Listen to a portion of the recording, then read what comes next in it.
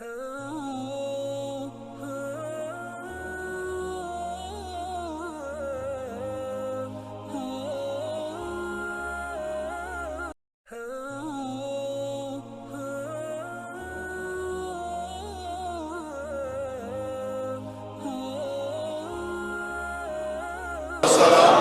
والسلام علیک یا رسول اللہ وعلی آلک واصحابک یا سید یا حبیب اللہ۔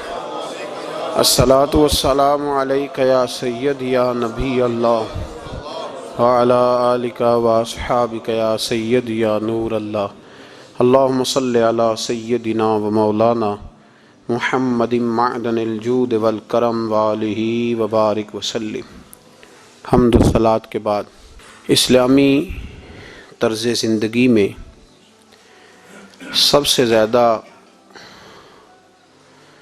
جس چیز پر زور دیا گیا ہے وہ یہ ہے کہ کسی کے ساتھ کبھی بھی زیادتی نہ کی جائے، ظلم نہ ہو۔ نبی پاک سید عالم صلی اللہ تعالی علیہ وسلم کی تشریف آوری کے جو مقاصد ہیں ان میں میرے محبوب کریم صلی اللہ علیہ وسلم نے جس چیز پر سب سے زیادہ زور دیا ہے وہ یہ ہے کہ میں ظلم ختم کرنے آیا، ظلم نہیں ہونا چاہیے۔ ایک تو ہے کسی کو مارا جائے، اس کے منہ پر اس کو گالی دی جائے، اس کو ستایا جائے، اس کے راستے میں کانٹا بچھایا جائے، اس کو پتھر سے، تھپڑ سے، ڈنڈے سے، تلوار سے مارا جائے، یہ تو ایک بہت بڑی بات ہے۔ اسلام یہ کہتا ہے کہ تو اپنے گھر کے اندر بیٹھ کے بھی کسی مسلمان کے خلاف بات بھی نہ کر۔ اتنا زیادہ پابند مذہب، اپنے گھر کی چار دیواری کے اندر بیٹھ کر بھی کسی مسلمان کی برائی کرنے کی، صرف زبان سے سازش کرنے کی بات نہیں، اس کے خلاف منصوبہ بندی کرنے کی بات نہیں، اس کو لوگوں کو اس کے خلاف ابھارنے یا اکسانے کی بات نہیں، خالی اس کے خلاف گفتگو، اور وہ والا عیب جو اس میں پایا جاتا ہے، وہ عیب جو اس میں موجود ہے، وہ عیب بھی تجھے گھر کے اندر بیٹھ کر نجی اور ذاتی محفل میں بھی بیان کرنے کی اسلام اجازت نہیں دیتا، اور اسلام نے اس کو غیبت کا نام دیا۔ اور میرے نبی پاک صلی اللہ علیہ وسلم نے فرمایا یہ فعل کہ تو گھر کے اندر بیٹھ کر کسی کی عزت کے بارے میں بات کرے، سمجھ لے تو نے زنا سے بھی برا کام کیا، یہ بدتر ہے زنا سے بھی۔ یہ جو زیادتی اور ظلم ہے نا میرے بھائی، اس کو اسلام نے اس قدر زیادہ ناپسند کیا، اور اس پر اسلام نے اس قدر زیادہ احکامات بیان کیے۔ میرے نبی کریم صلی اللہ علیہ وسلم نے فرمایا قیامت کے دن اللہ مظلوم کے ساتھ ہوگا۔ اللہ کس کے ساتھ ہوگا؟ قیامت کے دن اللہ مظلوم کے ساتھ ہوگا۔ اور یہ لفظ ہیں حدیث مبارکہ میں، ابن حجر علیہ رحمہ نے لکھے، اللہ قیامت کے دن مظلوم کے ساتھ ہوگا۔ اور اگلے لفظ سنو گے تو حیران رہ جاؤ گے، فرمایا اللہ قیامت کے دن مظلوم کے ساتھ ہوگا اگرچہ وہ مظلوم کافر ہی کیوں نہ ہو، اگرچہ وہ مظلوم، اللہ اس کے ساتھ ہوگا۔ اللہ قیامت کے دن مظلوم کے ساتھ ہے، اگرچہ وہ والا رٹا نہیں کہ میری برادری کا ہے تو میں نے سپورٹ تو کرنی ہے نا۔ ہم تو ظالموں کے ساتھ ہوتے ہیں۔ ہمارے دیہاتوں میں رواج ہے کہ نوجوان کسی کی عزت پر ہاتھ ڈالتا ہے، کسی کی بیٹی کو بھگا کے لاتا ہے تو اس کے دوست اس کی مدد کرنا فریضہ سمجھتے ہیں، اس کو سپورٹ کیا جاتا ہے، اس کو رہنے کو جگہ دی جاتی۔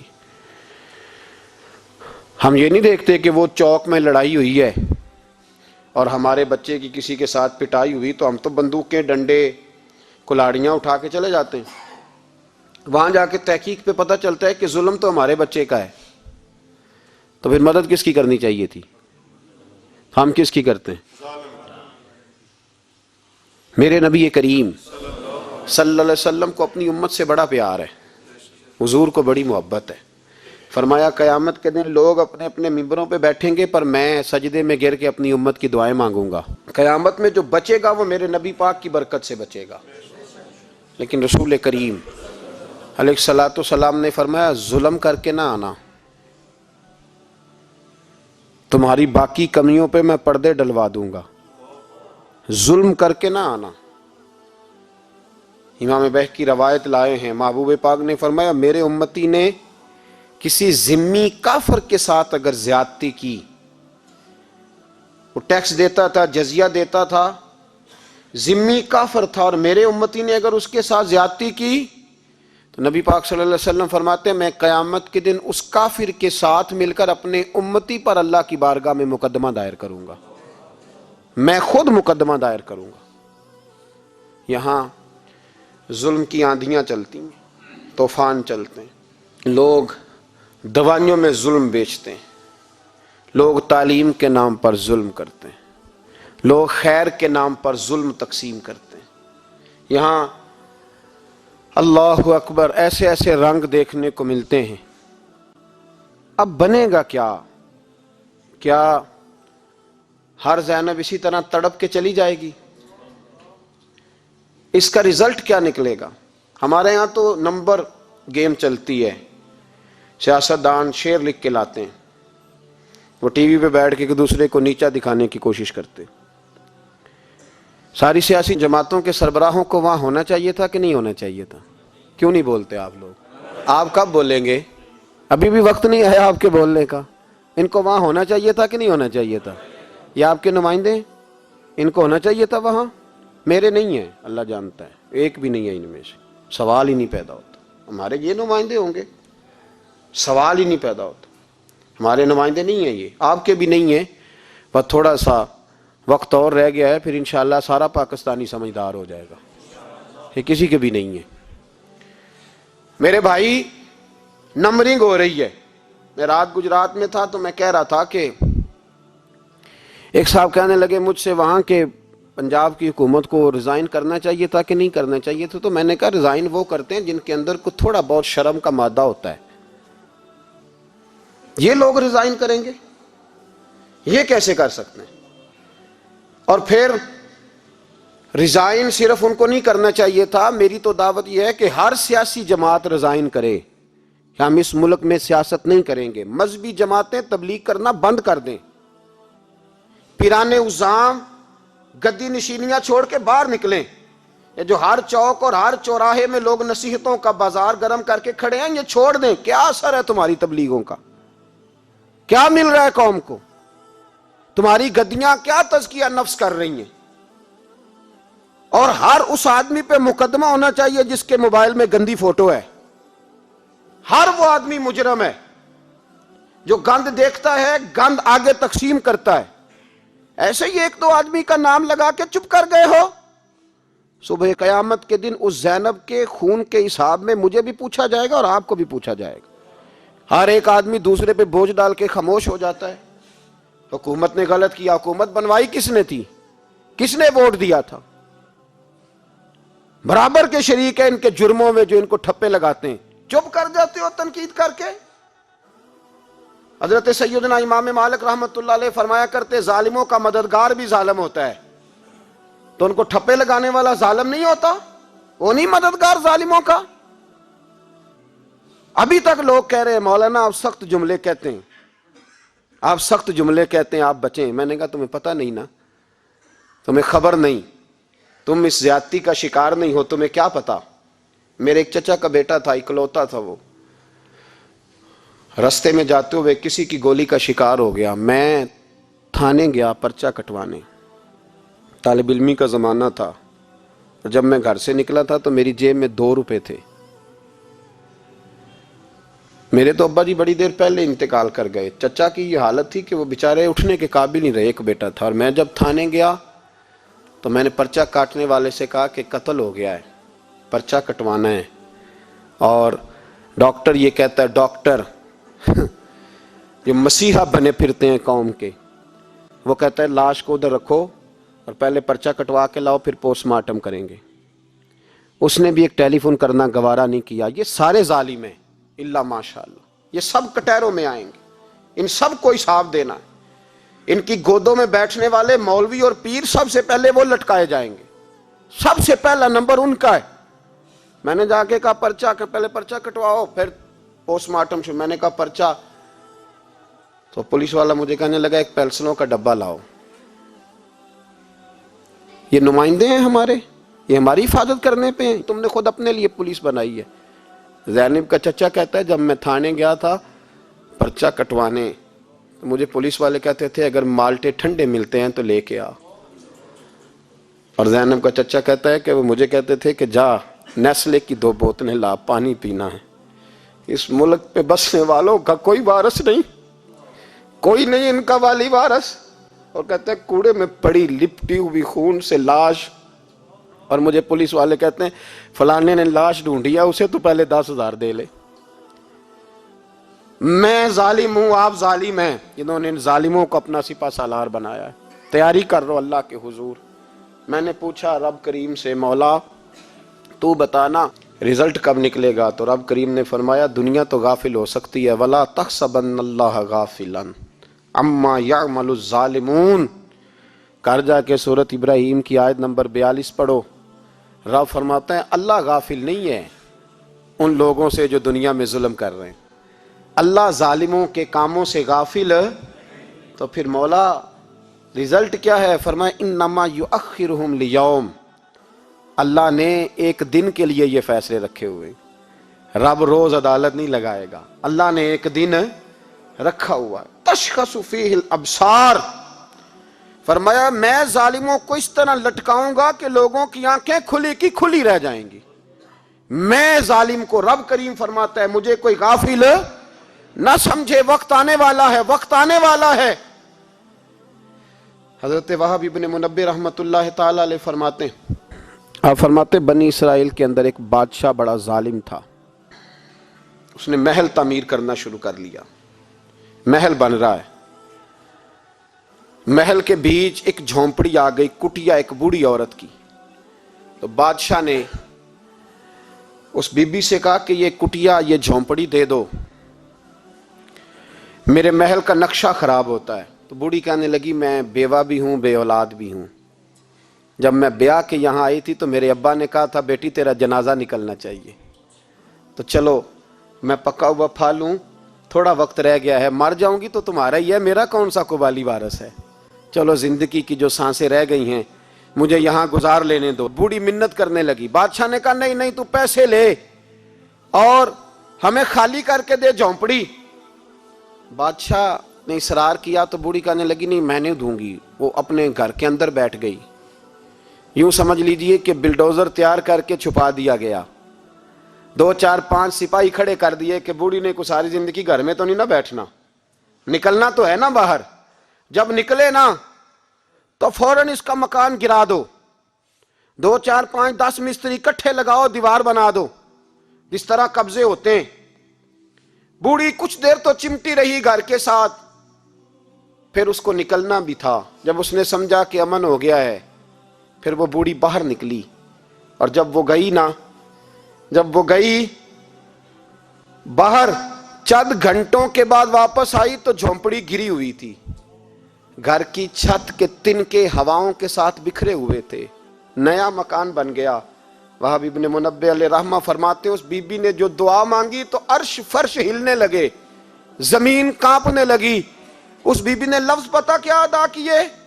کہنے لگی اے اللہ میں تو موجود نہیں تھی, تو بتا تو کہاں تھا.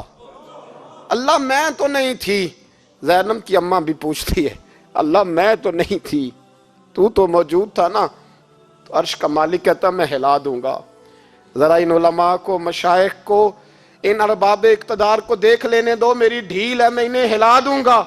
کہتی اللہ میں تو نہیں تھی, تو کہاں تھا, تو بتا. رب کریم نے فرمایا جبریل دوڑ کے جا, دوڑ. اللہ حکم کیا ہے؟ فرمایا پلٹ دے اس بستی کو, تباہ کر دے ان لوگوں کو جو ظلم پر چپ رہتے, انہیں تباہ کر دے. دنیا میں قتیل اس سے منافق نہیں کوئی, دنیا میں قتیل اس سے منافق نہیں کوئی جو ظلم تو سہتا ہے بغاوت نہیں کرتا. اس سے منافق نہیں کوئی. منافق بن کے جینا بند کر دو, اب مومن بن کے جینا سیکھو. ان ظالموں کے خلاف بولو. میرے عزیز کہتے ہیں تباہ کر دو بستی کو. بستی الٹ دی, گھر تباہ ہو گئے. یاد رکھو عرش کا مالک کہتا ہے تو میں دیکھ رہا ہوں، ورنہ کوئی موجود نہ تھا، میں تو تھا نا، میں تو سارا کچھ دیکھ رہا ہوں۔ میں اس ولا تحسبن اللہ غافلا اما یعمل الظالمون، لوگ اللہ کو غافل نہ سمجھیں۔ اور پھر میڈیا چیختا ہے، کہتا ہے جی بڑا ظلم ہوا۔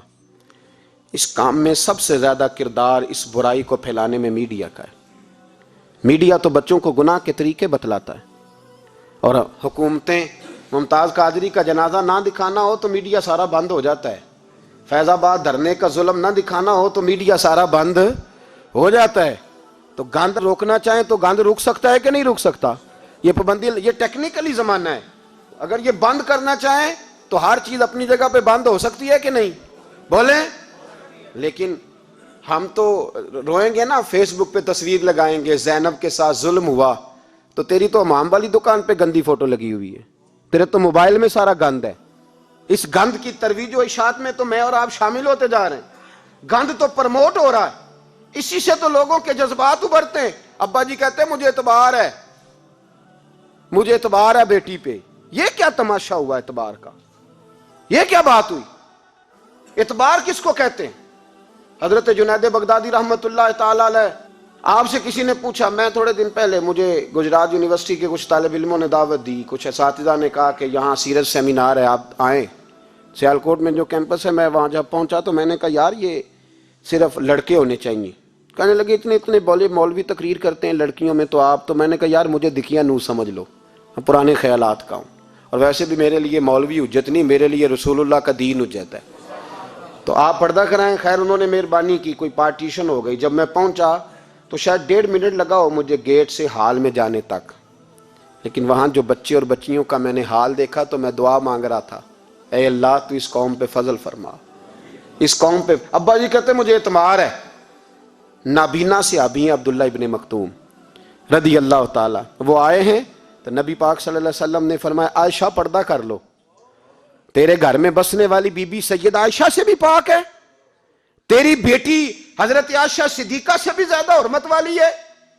نبی پاک نے فرمایا عائشہ پردہ کرو، حضور وہ نابینا ہے۔ فرمایا تمہیں تو نظر آ رہا ہے نا، تیرا اعتبار یہاں سے بھی زیادہ بڑھ گیا ہے۔ حضرت جنید بغدادی سے کہا حضور ہمیں قرآن شریف پڑھا دیں، آپ نے فرمایا درمیان میں عورتیں پردہ ڈالیں پھر پڑھاؤں گا۔ کہا حضور قرآن پاک ہی پڑھانا ہے؟ تو حضرت جنید فرمانے لگے پڑھانے والے حسن بصری ہو اور پڑھنے والی رابعہ بصری ہو اور درمیان میں قرآن پڑھا ہو، پھر بھی میں انہیں بغیر پردے کے پڑھنے کی اجازت نہیں دیتا۔ یہاں تو حال ہی کوئی نہیں، اس گند کو روز پرموٹ کرتے ہو، نوجوانوں کے جذبات بکھرتے ہیں اور بپھرتے ہیں، اور پھر اس کے بعد کہتے ہو کہ آگ نہ لگے۔ یہ کیسے ہو سکتا ہے؟ تم نے خود آگ لگائی ہے چمن میں اپنے، بے سبب گردش ایام کو الزام نہ دو، تم نے خود نور کا ظلمت سے کیا ہے سودا، کر کے توہین سحر شام کو الزام نہ دو۔ او بھائی یاد رکھو، جب تک یہ گند رہے گا فحاشی اور عریانی رہے گی۔ انڈیا کے اندر زیادتی کے واقعات زیادہ ہیں پاکستان کی نسبت، کیوں؟ اس لیے کہ گند زیادہ ہے، فحاشی اور عریانی۔ اسلام نے تو نظر تک پر پابندی لگا دی، کہا اپنی نظر بھی مومن جھکا کے رکھیں، جو چیزیں سبب بن سکتی ہیں ان پر بھی پابندی لگا کے رکھی۔ ہم توجہ ہی نہیں کرتے، خیال ہی نہیں ہے، اس کو پرموٹ کیا جاتا ہے۔ اور سب سے دوسری بڑی وجہ یہ ہے کہ مجرم کو سزا نہیں ملتی، مجرم کو سزا، بولیے، وہ چھوٹ گیا نا سرے عام ایک بڑے آدمی کا بیٹا قتل کرنے والا، چھوٹ گیا نا، وہ جس نے سرے عام ایک سپاہی کانسٹیبل کو کچل دیا تھا، وہ بچ گیا نا، آ گیا نا باہر۔ ریمنڈ ڈیوس کئی گولیاں مار کے بچ گیا نا۔ جب مجرم کو سزا نہیں ملتی تو پھر گناہ بند۔ میرے رسول پاک صلی اللہ علیہ وسلم نے قانون دیا، قانون، ایک عورت نے چوری کی، اس کے حضرت سیدنا اسامہ بن زید حضور کے محبوب صحابی سفارشی بن کے آئے، حضور تھوڑی لچک دے دیں۔ نبی پاک نے فرمایا سنو، میری بیٹی فاطمہ بھی چوری کرتی تو میں ہاتھ کاٹ دیتا۔ مجرم کے لیے سزا ضروری ہے، مجرموں کو سزا ملے گی تو حالات بہتر ہوں گے۔ کہتے ہیں سرے عام پھانسی لگاؤ، کہتے ہیں قانون میں گنجائش نہیں۔ تمہارے لیے قانون روز بدل جاتا ہے۔ جب مطالبہ کیا گیا نا کہ سرے عام جاگ رہے ہیں آپ لوگ کہ سو گئے؟ جی چلے میں دعا کرتا ہوں اللہ کرے میری قوم جاگ جائے، آمین تو کہہ دیں، اللہ کرے آپ لوگ جاگ جائیں اور جاگتے رہیں۔ اعلیٰ حضرت نے فرمایا تھا، مشورہ دیا تھا، سونا جنگل رات اندھیری چھائی بدلی کالی ہے، سونے والوں جاگتے رہنا کیونکہ چوروں کی رکھوالی ہے۔ سونا جنگل رات اندھیری چھائی بدلی کالی ہے، سونے والوں جاگتے رہنا چوروں کی رکھوالی ہے۔ کہا گیا شرع عام پھانسی دو تو کہنے لگے آئین میں گنجائش نہیں چوک میں پھانسی دینے کی، اور تمہاری ضرورت پڑے تو آئین میں ترمیم ہو جاتی ہے، تو آج زینب کو ضرورت پڑی ہے تو کیوں ترمیم نہیں ہو سکتی؟ آج ایک غریب مظلوم ماں کو ضرورت پڑی ہے تو ترمیم کیوں نہیں ہو سکتی؟ انہیں چوک میں پھانسی دو، انہیں لٹکاؤ، انہیں کاٹ کر کتوں کے آگے ڈالو تاکہ ہر ایک کی بیٹی محفوظ رہ سکے۔ اور وہ زینب کسی اور کی بیٹی نہیں، وہ میری بیٹی ہے، وہ میری بیٹی ہے۔ کبھی 6 سال کی بیٹی سینے پہ لٹا نا اور پھر اس باپ کا درد محسوس کر، تجھے اندازہ ہو کہ بیٹی تو بیٹی ہوتی ہے۔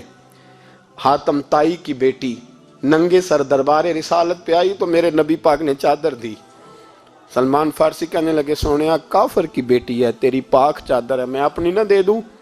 تو حضور نے فرمایا سلمان چپ کر جا، بیٹیاں سانجھی ہوتی، بیٹیاں سانجھی ہوتی ہیں، چپ کر۔ کافر کی بیٹی صحیح بیٹی تو ہے نا، اور بیٹیاں تو سانجھی ہوتی ہیں۔ یہاں اتنا ظلم اور اتنا حشر ہو گیا اور کہتے ہیں پتہ نہیں چلا۔ دیکھتے ہیں، کرتے ہیں، سنتے ہیں، یاد رکھو ظلم کبھی مٹا نہیں کرتا، ظلم کبھی۔ اس لیے زینب بھائی، زینب تو میری بیٹی ہے، زینب تو تیری بیٹی ہے، زینب تو امت کی بیٹی ہے، زینب تو پاکستان کی بیٹی ہے، زینب تو ہر اس شخص کی بیٹی ہے جو کسی بھی بچی کا باپ ہے، جو کسی بھی بچے کا باپ ہے، وہ ملت کی بیٹی ہے۔ اس لیے وہ دکھ کسی ایک کا نہیں، وہ سب کا برابر کا ہے۔ بس یاد رکھو اس معاشرے میں پہلی بات یہ کہ اس گند پہ، بے حیائی پہ کنٹرول۔ دوسری بات یہ تدارک عرض کر رہا ہوں، مجرم کو سزا ملے۔ اگر پرانے مجرموں کو سزا ملتی تو کبھی بھی دوبارہ جرم کی کسی کو ہمت۔ حضرت عمر کے زمانے میں جرم کیوں بند ہوئے تھے؟ اس لیے کہ وہ سرے عام کوڑے مارتے تھے، ان کا درہ لٹکتا تھا، وہ کسی کو گنجائش نہیں دیتے، کسی کو گنجائش۔ گورنر کا بیٹا بھی زیادتی کرتا تو چوک میں کھڑے ہو کے درے مارتے۔ فرماتے لوگوں کی ماؤں نے انہیں آزاد پیدا کیا، تم نے کیسے غلام بن لیا؟ یہاں جب قانون بدلتا ہے اور پھر شکوہ ہے، ہمیں غریب آدمی نے تو پرچہ درج کرانا ہو تو اس کو تو چودھری صاحب بھی وقت نہیں دیتے، اس کو تو چودھری صاحب بھی کہتے ہیں گڈی کرائی آ، پیسے ہے نہیں تھانے جانے دے، اتنے پیسے لگ دین۔ ظالموں ڈرو اللہ تعالیٰ سے، ڈرو۔ اور غریب آدمی چلا جائے تھانے تو اس کو پولیس والا پوچھتا ہے، وہ کہتا ہے کس طرح ہوا تھا، کس طرح کر کے ہوا، تفصیل بتا۔ اور پھر وہ دو کہتا ہے تو جا، ابھی میں کوشش کرتا ہوں، میں پہلے ان کو فون کرتا ہوں مجرموں کو، پھر اس کے بعد تیرا۔ اور تگڑے آدمی پہ درخواست آ جائے کبھی تو اس کو فون کر کے پوچھتے ہیں چودھری صاحب کی کرنا ہے پرچے دا؟ پھر وہ خود فون کرتے ہو۔ یہ امیر کے لیے قانون اور ہے اور غریب کے لیے اور ہے، یہ کس طرح ہو سکتا ہے؟ میرے نبی کریم صلی اللہ تعالی علیہ وسلم نے انصاف کی فراہمی چھوٹے بڑے کے لیے ایک رکھی، اور یاد رکھو حساب تو دینا ہے، حساب بول کے بتائیے، حساب جو زیادتی کرے گا اس نے حساب اور دینا پڑے گا۔ یہاں نہیں دو گے تو وہاں دو گے، حساب تو بہرحال اس مجرم نے تو دینا ہے۔ لیکن ارباب اقتدار نے بھی، حضرت عمر فرمایا کرتے تھے میرے دور میں کتا بھی پیاسا مر گیا تو حساب میں نے دینا ہے، چونکہ میری حکومت تھی، کتے کو پانی ملنا چاہیے تھا، اس کے دروازے تک پانی پہنچنا چاہیے تھا، حساب تو دینا ہے۔ ہر اس شخص نے جو سوشل ہونے کا دعویٰ کرتا ہے، جو معاشرے میں کسی بھی طرح کا کوئی کردار ادا کر رہا ہے، اس نے بہرحال حساب، یہ مشترکہ معاملہ ہے۔ اس میں ارباب اقتدار کا تو اشر ہوگا، وہ تو دنیا دیکھے گی، لیکن باقی بھی اپنی ذمہ داری کا احساس کریں، باقی بھی خیال کریں۔ سنو اور یاد رکھنا اس بات کو، غور کریں کہ میری طرف دیکھیں میرے بھائی۔ ایک مکران شاہ بادشاہ گزرا ہے ایران کا، کچھ نرم دل تھا، وہ نا سیر کرنے نکلا، درمیان میں پل آتا تھا، ایک دریا تھا، اس کا پل تھا، اور پل کے اس پار جنگل تھا، سبزہ تھا، سیرگاہیں بنی ہوئی تھی۔ بادشاہ وہاں 2-4 دن رہنے کا ارادہ کیا۔ جب بادشاہ وہاں پہنچتا ہے نا مکران شاہ، تو اس نے دیکھا کہ وہاں 2-3 دن قیام کرنا ہے، جھیل ہے، سیرگاہ ہے، وہاں اس نے رکنے کا پروگرام بنا لیا۔ بادشاہ تو علیحدہ اس کے لیے رہائش تھی، سپاہی علیحدہ رہتے تھے. یہاں تو لوگ کہتے ہیں نا وہ پولیس کو ڈانٹتے ہیں، پولیس کو پوچھتے ہیں. او بھائی پولیس تو تمہارے ماتحت ہوتی ہے، پولیس تو سمجھ گئی ہے کہ تم کس طرح ان سے کام لیتے ہو، ان کو تو تم اپنے تحت رکھتے ہو. پولیس والے علیحدہ رہتے تھے، اس کے ساتھ جو سپاہی گئے ہوئے تھے، گن مین گئے ہوئے تھے. مکران شاہ سیر سپاٹے پہ رہتا تھا. ایک بوڑھی عورت تھی، اس کی ایک گائے تھی. وہ جنگل کے اندر بوڑھی رہتی تھی، گائے اس کی وہاں چرتی رہتی تھی. شام کو وہ گائے گھر لوٹتی، بوڑھی دودھ پی کے سو جاتی. سپاہی اس بوڑھی کے پاس آئے، کہنے لگے تیری گائے بڑی صحت مند ہے، ہمارے ہاتھ بیچ دے. بوڑھی نے کہا میرے بڑھاپے کا سہارا ہے، اس کا دودھ پی کے میں زندہ ہوں، بیچوں گی نہیں. وہی والا کام جو ہمارے ملک میں ہوتا ہے کہ قیمت کے ساتھ زمین دینی ہے کہ مفت دینی ہے. جب بڑے آدمی کو پسند آ جاتی ہے تو کہتے ہیں مول دینی ہے کہ مفت دینی ہے.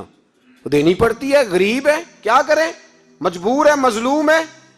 کہا بوڑھی عورت سے سپاہیوں نے بیچ دے، کہا نہیں. کہنے لگے نہیں بیچے گی تو ہم لے لیں گے. اس عورت کی گائے زبردستی سپاہی ذبح کر کے کھا گئے. بوڑھی نے بادشاہ تک پہنچنا چاہا لیکن اس کو پہنچنے نہ دیا گیا، منع کر دیا گیا. اس کی رسائی نہ ہو سکی، غریب عورت تھی. جس دن مکران شاہ واپس آ رہے تھے نا، سیر کر کے پل سے گزر رہے تھے، تو کسی نے بوڑھی سے کہا کہ بادشاہ گزرے گا. وہ چھپ کے پل پہ بیٹھ گئی.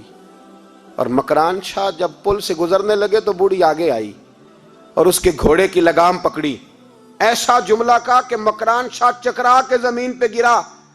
اور بوڑھی کہنے لگی مکران شاہ تیرے سپاہی میری گائے ذبح کر کے کھا گئے ہیں، تو بتا اس کا حساب اس پل پہ کھڑے ہو کے دینا کہ پل صراط پہ دینا ہے؟ بتا یہاں کھڑے ہو کے دے گا کہ وہاں کھڑے ہو کے دے گا؟ بول. ارباب اقتدار، حکومت کے ایوانوں میں بیٹھنے والوں، بتاؤ زینب کا حساب قصور کے چوک میں کھڑے ہو کے دو گے کہ میدان محشر کے چوک میں کھڑے ہو کے دو گے؟ بتاؤ کہاں حساب دینا ہے، یہاں دینا ہے کہ وہاں دینا ہے؟ حساب تو بہرحال تمہیں دینا ہے. اس قوم کو اس کا حساب تو، زینب کا حساب تو دینا ہے، دینا پڑے گا، دیا جائے گا، پوچھا جائے گا. بتاؤ یہاں دینا ہے کہ وہاں دینا ہے؟ دینا تو پڑے گا. یہاں دو گے تو ہو سکتا ہے قیامت میں بچ جاؤ، اور اگر یہاں نہیں دو گے تو وہاں لٹکا دیے جاؤ گے، رسوا کیے جاؤ گے، پوچھا جائے گا. مکران شاہ چکرا کے گرا زمین پہ اور گر کے کہنے لگا بی بی میں وہاں حساب نہیں دے سکتا، دو دینا یہیں لے لے، جو لینا یہیں لے لے. آ جاؤ آ جاؤ، وقت ہے، گنجائش ہے، مہلت کے دنوں میں توبہ کر لو، پلٹ آؤ، اللہ کے حضور حاضر ہو جاؤ. اس معاشرے کو صفائی کی ضرورت پڑ گئی ہے. اس معاشرے میں ہر آدمی اپنا کردار ادا کرے، ظالم کے خلاف اٹھے، بے حیائی، فحاشی، عریانی، بدنگاہی، اس کے خلاف اٹھے. حضرت امیر معاویہ رضی اللہ تعالیٰ عنہ اپنے دور حکومت میں باہر نکلے. ایک بی بی با پردہ عورت برقعے میں گلی میں گھوم رہی تھی، برقع ڈال کے. حضرت امیر معاویہ دوڑ کے مسجد چلے گئے، رونے لگے، کہنے لگے صحابہ کے زمانے میں یہ عورتیں گلی میں آ گئی ہیں، ہمارے دور میں ہی آ گئی ہیں، کہیں اللہ کا قہر نازل نہ ہو جائے. حالانکہ وہ با پردہ تھی بی بی. یہاں تو بڑی ڈٹائی کے ساتھ فرنٹ سیٹ پہ بے پردہ عورت کو بٹھایا جاتا ہے اور دلیلیں دی جاتی ہیں کہ ہم پڑھ لکھ گئے، ایف ایس سی اور بی ایس سی ہماری تعلیم ہے. ہمارے پاس ابھی تازی تو کار آئی ہے، تو بتائیں نا کہ جو کار پہ بیٹھی ہے وہ کار کی مالکن ہے. یہاں تو ہر چیز کھول کے بیان کرنا لوگوں نے اپنے لیے ضروری سمجھ لیا ہے، اپنے کلچر کا حصہ بنا لیا ہے. خدا را فحاشی کے خلاف، بے حیائی کے خلاف، عریانی کے خلاف اٹھو اور اس پل کو باندھو. جب تک فحاشی رہے گی، عریانی رہے گی. پاکستان میں 10 کے قریب بچوں کے ساتھ روز زیادتی ہوتی ہے. یہ آپ کے قومی اخبارات کی آج صبح کی رپورٹ ہے. یہ تو وہ چیزیں ہیں جو کھل کے باہر آ گئیں، اور اس کے علاوہ جو بے حیائی کے اڈے کھلے ہوئے ہیں، نہ جانے ان کی تعداد کتنی ہے. کس قدر زیادہ ظلم ہو رہا ہے. میرے رسول پاک صلی اللہ تعالی وسلم نے فرمایا جب کوئی زنا کرتا ہے تو ایمان اس کے سینے سے نکل جاتا ہے اس کے سینے سے. آنکھوں پر پردہ ہونا چاہیے، کانوں پر پردہ ہونا. اور اگر زینب کے قتل کے بعد بھی کسی کے موبائل میں گندی تصویر ہے اور اس کے قتل کے بعد بھی بے حیائی کے گانے اس کے موبائل میں ہیں، تو پھر وہ رسم کے آنسو نہ بہائے، پھر وہ صرف 2 منٹ کے لیے آگے بڑھ کے مرثیہ خانہ بنے، وہ پھر شاعر اور ادیب بننے کی کوشش نہ کرے. اور پھر اپنے حصے کا جملہ لگا کر اپنے آپ کو فیس بک پہ ایکٹیو رکھنے کا تماشا نہ کرے. کیا مطلب ہوا ان چیزوں کا؟ اگر ابھی بھی برائی کے خلاف نہیں اٹھنا، بے حیائی اور فحاشی کے خلاف نہیں اٹھنا، میرے عزیزو آخری بات سننا اور اس کو ہمیشہ یاد رکھنا.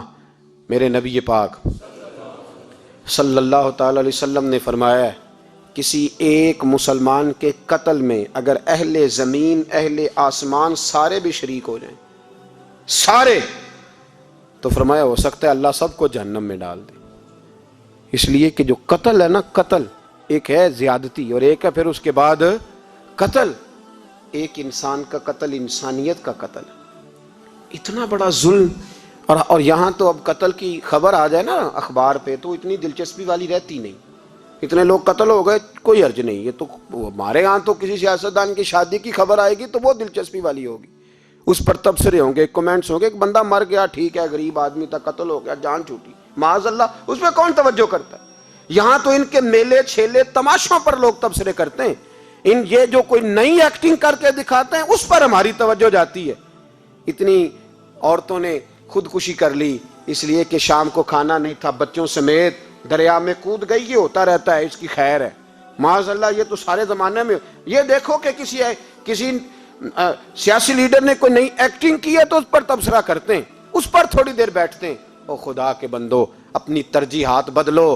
میں کہا کرتا ہوں ان کی گاڑیوں کے پیچھے بھاگنا چھوڑ دو گے تو یہ صحیح ہو جائیں گے. ان کی جائز ناجائز چیزوں پر نعرے لگانے بند کر دو گے تو یہ صحیح ہو جائیں گے. خدا را زینب تو چلی گئی پر ہمیں ایک پیغام چھوڑ کے گئی ہے کہ فحاشی کے خلاف اٹھ کھڑے ہو. اب ظلم کے خلاف لڑنا سیکھو. اب اپنے اندر یہ طاقت پیدا کرو. اب طاقت پیدا کرو. ہمیں سارا پتہ ہوتا ہے لیکن اس کے باوجود ہم ظالموں کے ساتھ کھڑے ہو کے ان کی تعریفیں کرتے ہیں، تصویریں لگاتے ہیں، سپورٹر ووٹر بنتے ہیں. اب اس کام سے باز آ جاؤ. خدا را اب بھی سمجھ جاؤ. اے اللہ، جمعے کے